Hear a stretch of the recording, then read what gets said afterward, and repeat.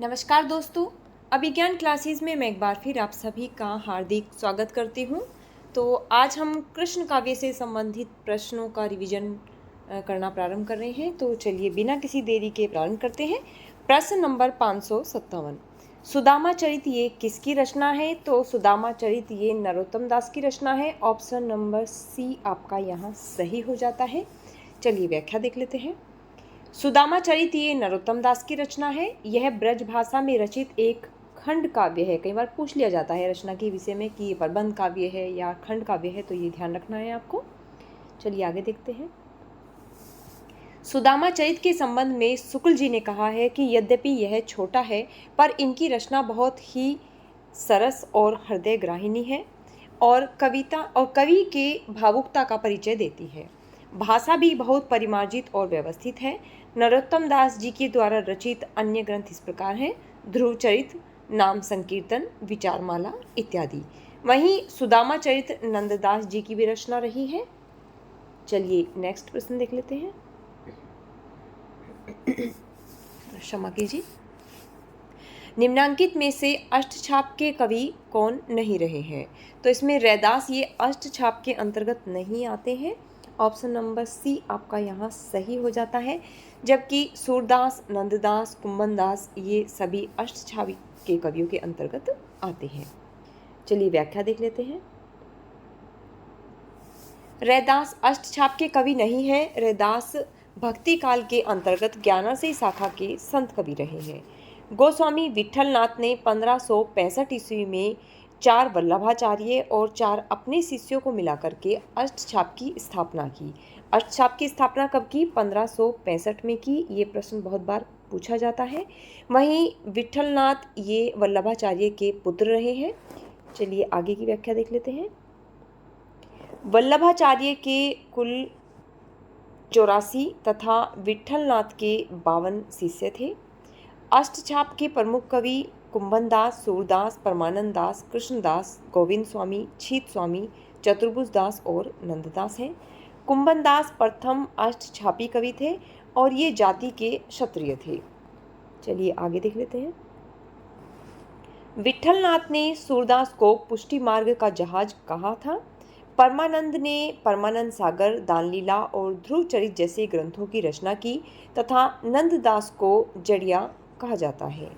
चलिए नेक्स्ट प्रश्न देख लेते हैं। स्वामी हरिदास द्वारा प्रवर्तित संप्रदाय कौन सा रहा है? तो स्वामी हरिदास द्वारा प्रवर्तित संप्रदाय ये सखी संप्रदाय है। ऑप्शन नंबर बी आपका यहाँ सही हो जाता है। चलिए व्याख्या देख लेते हैं। स्वामी हरिदास ने वृंदावन में निम्बार्क मत के अंतर्गत सखी संप्रदाय या टटी संप्रदाय की स्थापना की। स्वामी हरिदास अकबर के दरबारी कवि तानसेन के शिष्य थे। सखी संप्रदाय में निकुंज बिहारी भगवान श्री कृष्ण को सर्वोपरि माना गया है। स्वामी हरिदास के 2 ग्रंथ प्राप्त होते हैं। नंबर 1 सिद्धांत के पद और नंबर 2 केलीमाला। जगन्नाथ गोस्वामी, बिहारीदास, विठल विपुल, नागरीदास सखी संप्रदाय के प्रमुख कवि हैं। चलिए आगे देख लेते हैं। राधा वल्लभ संप्रदाय की स्थापना ये 1534 ईस्वी में आचार्य हित हरिवंश ने वृंदावन में किया। वहीं सनकादि या निम्बार्क संप्रदाय का प्रवर्तन निम्बार्काचार्य ने किया और इनका मूल नाम नियमानंद था। चलिए नेक्स्ट प्रश्न देख लेते हैं। अष्टछाप का संबंध इनमें से किस काव्यधारा से है? तो अष्टछाप का संबंध ये कृष्ण काव्यधारा से रहा है। ऑप्शन नंबर सी आपका यहाँ सही हो जाता है। चलिए व्याख्या देख लेते हैं। गोस्वामी विठलनाथ ने सन 1565 ईस्वी में 4 वल्लभाचार्य और 4 अपने शिष्यों को मिलाकर के अष्टछाप की स्थापना की। अष्टछाप के कवियों के नाम निम्नलिखित हैं। एक बार और इसका रिवीजन कर लेते हैं जिससे कि आपको अच्छे से ये याद हो जाए। कुंभनदास, सूरदास, परमानंद दास, कृष्णदास, गोविंद स्वामी, छीत स्वामी, चतुर्भुज दास और नंददास। कुंभनदास प्रथम अष्टछापी कवि थे और ये जाति के क्षत्रिय थे। भक्ति काल की 2 प्रमुख काव्यधाराएं हैं, निर्गुण भक्ति काव्यधारा और सगुण भक्ति काव्यधारा। निर्गुण काव्य धारा के अंतर्गत ज्ञानाशयी काव्य शाखा अर्थात संत काव्य धारा एवं प्रेमाशयी काव्य शाखा अर्थात सूफी काव्य धारा को स्थान प्राप्त हुआ। सगुण काव्य धारा के अंतर्गत राम भक्ति शाखा एवं कृष्ण भक्ति शाखा नामक दो धाराएं प्रवाहित हुई। रासो काव्य धारा आदिकाल से संबंधित है। चलिए नेक्स्ट प्रश्न देख लेते हैं। इनमें से अकबर दरबार के नवरत्नों में शामिल कवि कौन थे? तो इसमें आपका रहीमदास ये आपके अकबर दरबार के नवरत्नों में शामिल थे। ऑप्शन नंबर सी आपका यहाँ सही हो जाता है। व्याख्या देख लेते हैं।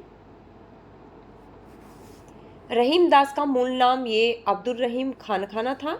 दोहावली, नगर शोभा, श्रृंगार सोठा, मदनाष्टक रहीमदास की प्रमुख रचनाएं हैं। बरवे नायिका भेद ये रहीमदास द्वारा अवधी भाषा में लिखा प्रथम रीति निरूपक ग्रंथ है। आगे की व्याख्या देख लेते हैं। अकबर ने अपनी सत्ता के सुदृढ़ीकरण हेतु 9 विद्वानों की नियुक्ति की, जिन्हें कालांतर में अकबर के नवरत्न के नाम से जाना गया। अकबर के नवरत्नों में शामिल प्रमुख विद्वान इस प्रकार हैं: अबुल फैजल, फैजी, तानसेन, बीरबल, राजा टोडरमल, राजा मानसिंह, अब्दुल रहीम खाने खाना, हकीम हुकाम और मुल्ला दो प्याजा। रसखान और कुंभन दास कृष्ण भक्त कवि तथा तुलसीदास राम भक्त कवि थे। चलिए नेक्स्ट प्रश्न देख लेते हैं। अष्टछाप के कवियों में किनमें पिता और पुत्र का संबंध हमें देखने को मिलता है? तो कुंभन दास और चतुर्भुज दास में हमें पिता पुत्र का संबंध देखने को मिलता है। ऑप्शन नंबर बी आपका यहाँ सही हो जाता है। चलिए व्याख्या देख लेते हैं।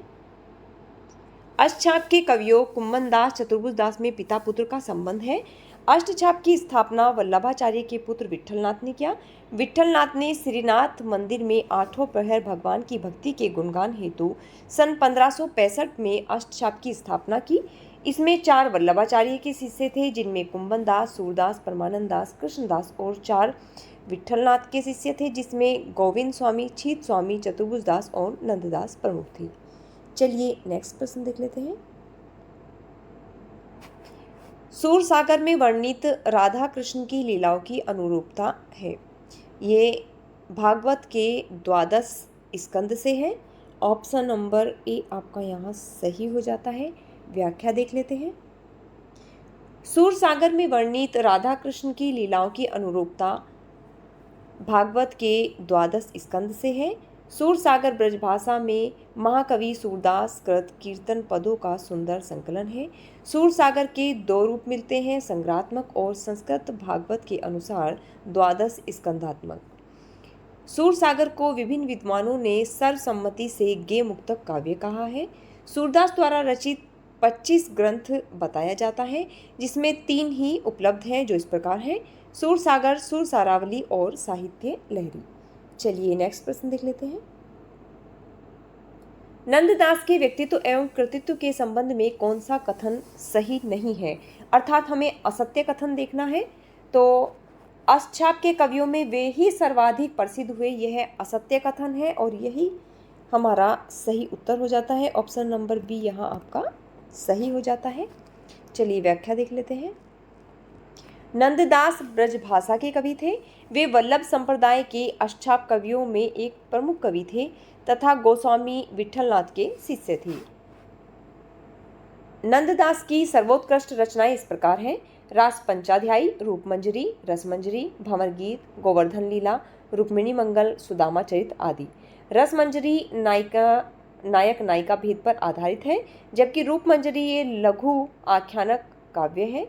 रसमंजरी में 270 पद हैं। अष्टछाप के भक्त कवियों में सबसे ज्येष्ठ कुंभनदास थे और सबसे कनिष्ठ ये नंददास थे। चलिए नेक्स्ट प्रश्न देख लेते हैं। किस आचार्य के दार्शनिक सिद्धांत को भेदाभेदवाद के नाम से जाना जाता है? तो ये निम्बार्काचार्य हैं। ऑप्शन नंबर बी यहाँ आपका सही हो जाता है। निम्बार्काचार्य के द्वैताद्वैतवाद दार्शनिक सिद्धांत को भेदाभेदवाद के नाम से भी जाना जाता है। निम्बार्क संप्रदाय वैराग्यों के 4 संप्रदायों में अत्यंत प्राचीन संप्रदाय है। इस संप्रदाय को हंस संप्रदाय, कुमार संप्रदाय और संकादी संप्रदाय भी कहते हैं। इस संप्रदाय का सिद्धांत द्वैताद्वैतवाद कहलाता है। इसे ही भेदवाद भी कहा जाता है। मथुरा में स्थित ध्रुव टीले पर निम्बार्क संप्रदाय का प्राचीन मंदिर बताया जाता है। यहाँ पर कुछ आचार्य और उनके दार्शनिक सिद्धांत दिए गए, उनको देख लेते हैं। रामानुजाचार्य ये विशिष्टाद्वैतवाद के प्रवर्तक रहे हैं। मध्वाचार्य ये द्वैताद्वैतवाद, विष्णु स्वामी ये शुद्धाद्वैतवाद के प्रवर्तक रहे हैं। चलिए नेक्स्ट प्रश्न देख लेते हैं। वल्लभाचार्य के विषय में कौन सा कथन सही नहीं है, अर्थात असत्य कथन बताना है। तो मूलतः इनका संबंध रामानुजाचार्य के श्री संप्रदाय से स्थिर किया जाता है। यह वल्लभाचार्य के विषय में असत्य कथन है। ऑप्शन नंबर डी आपका यहाँ सही हो जाता है। चलिए व्याख्या देख लेते हैं। श्री वल्लभाचार्य जी भक्तिकालीन सगुण धारा की कृष्ण भक्ति शाखा के आधार स्तंभ एवं पुष्टि मार्ग के प्रणेता थे। इन्हें वैश्वानरावतार, अग्नि का अवतार कहा गया है। इनके द्वारा स्थापित मत को वर्तमान में वल्लभ संप्रदाय या पुष्टि मार्ग संप्रदाय के नाम से जाना जाता है और यह मूल रूप से विष्णु स्वामी के रुद्र संप्रदाय से स्थिर किया जाता है। वल्लभाचार्य के प्रमुख दार्शनिक ग्रंथ इस प्रकार है: अणुभाष्य, तत्वदीप निबंध, पंचश्लोकी, पुरुषोत्तम सहस्रनाम, पत्रावलंबन, मधुराष्टक, पूर्व मीमांसा भाष्य, सुबोधिनी टीका, ये भागवत पर आधारित है। चलिए नेक्स्ट प्रश्न देख लेते हैं। इनमें से कौन सा विवरण सही नहीं है? तो यहाँ पर कहा गया है कि उक्त दोनों वार्ताएं गोस्वामी विट्ठलनाथ के द्वारा लिखी गई है। यह यहाँ पे गलत दिया गया है। अर्थात 84 वैष्णवन की वार्ता में वल्लभाचार्य के शिष्यों की कथाएं संकलित हैं और 252 वैष्णवन की वार्ता में विट्ठलनाथ के शिष्यों की कथाएं वर्णित हैं। ये दोनों ही जो वार्ताएं हैं ये गलत हैं। चलिए व्याख्या देख लेते हैं। इसके अंतर्गत पहला यानी कि 84 वैष्णवन की वार्ता तथा दूसरा 252 वैष्णवन की वार्ता, यहाँ पर 84 वैष्णवन की वार्ता में वल्लभाचार्य के शिष्यों की कथाएं और 252 वैष्णवन की वार्ता में विट्ठलनाथ के शिष्यों की कथाएं हैं। यह यहाँ पर गलत कथन दिया गया है। इन वार्ताओं में प्राचीन ब्रजभाषा गद्य का रूप देखने को मिलता है।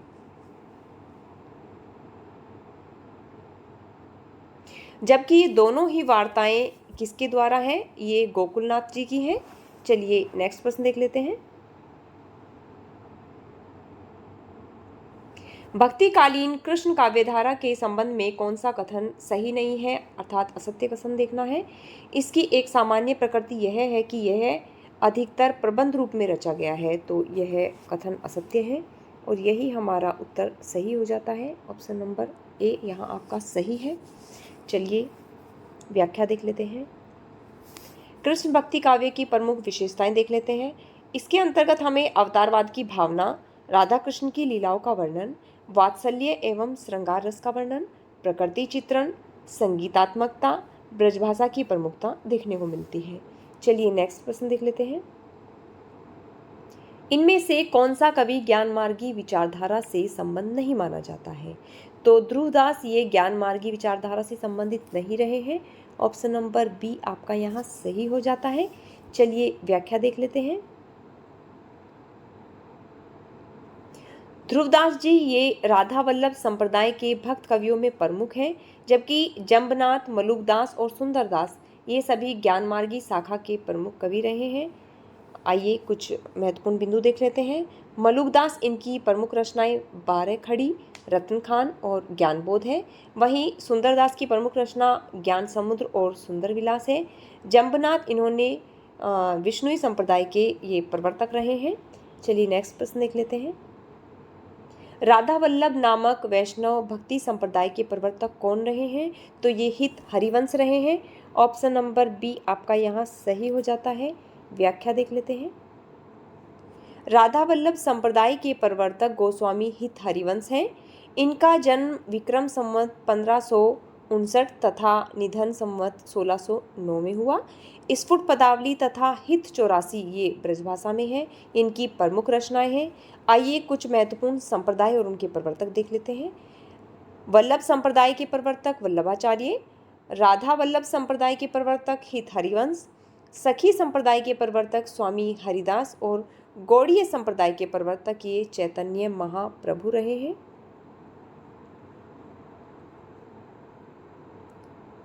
वल्लभाचार्य ने शुद्धाद्वैतवाद की स्थापना की। राधा वल्लभ संप्रदाय में राधा प्रमुख है। स्वामी हरिदास ये तानसेन के गुरु हैं और गौड़ीय संप्रदाय की आस्था द्वैताद्वैतवाद के प्रति रही है।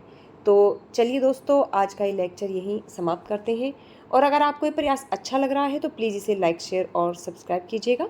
Thanks for watching.